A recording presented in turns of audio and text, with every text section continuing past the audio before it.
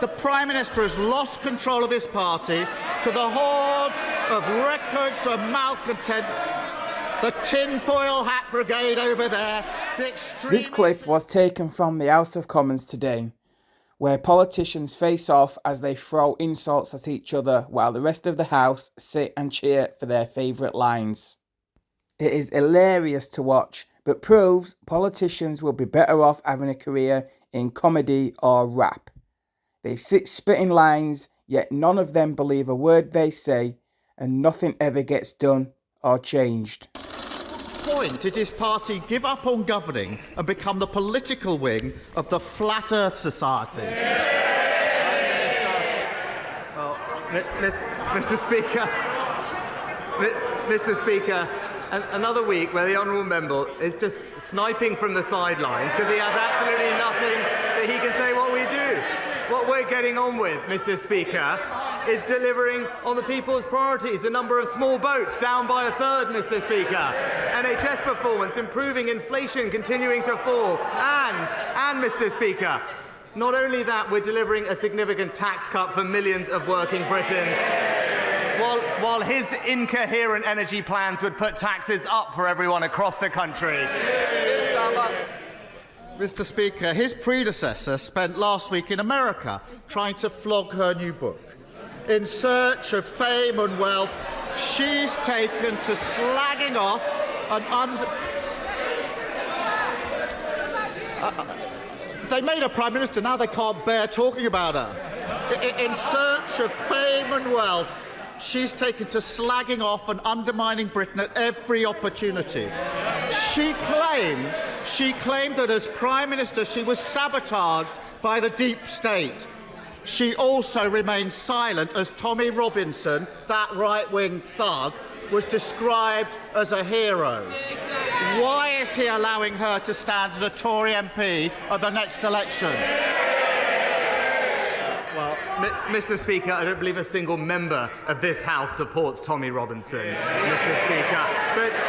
But Mr. Speaker, if he wants to talk about former leaders and predecessors, the whole country knows his record because he sat there while anti-Semitism ran rife in this party, and not once but twice backed a man who called Hamas friends, Mr. Speaker.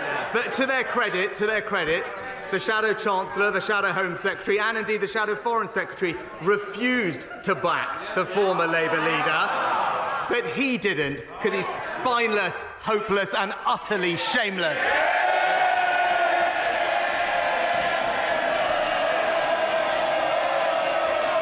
Mr. Speaker, I've changed my party for the better. He is being changed by his party.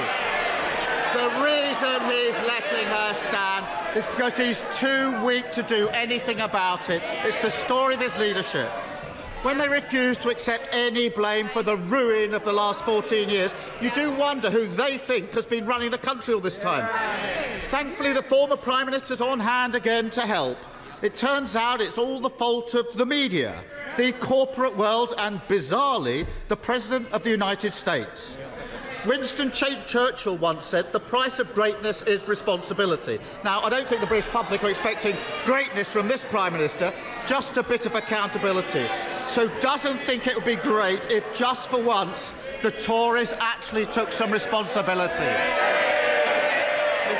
Mr. Speaker, he talks about leadership, he talks about change, but when I learnt of something that I didn't agree with, I suspended one of my MPs straight away.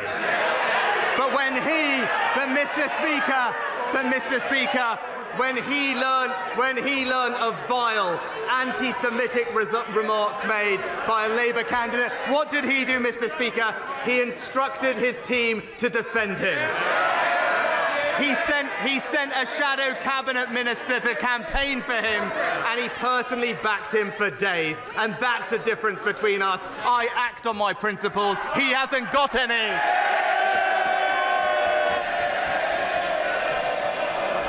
I can't believe he's saying it with a straight face. The former Prime Minister continued on her American odyssey. This journey into the wild west of her mind. She also claimed, Mr. Speaker, that Nigel Farage is the man to restore the Tory party. Can the Prime Minister confirm whether he too would welcome Mr Farage back into the Tory fold? Mr. Speaker, in our party, we have a proud tradition of diversity and accepting everyone from every background. Indeed, it is a proud record that puts Labour to shame, Mr. Speaker. This is the party that delivered the first Jewish Prime Minister, the first female Prime Minister, the first black Chancellor, the first Muslim Home Secretary, and now led by the first British Asian Prime Minister. While it seems he can only champion men from North London, it's the Conservatives that represent modern Britain, Mr. Speaker.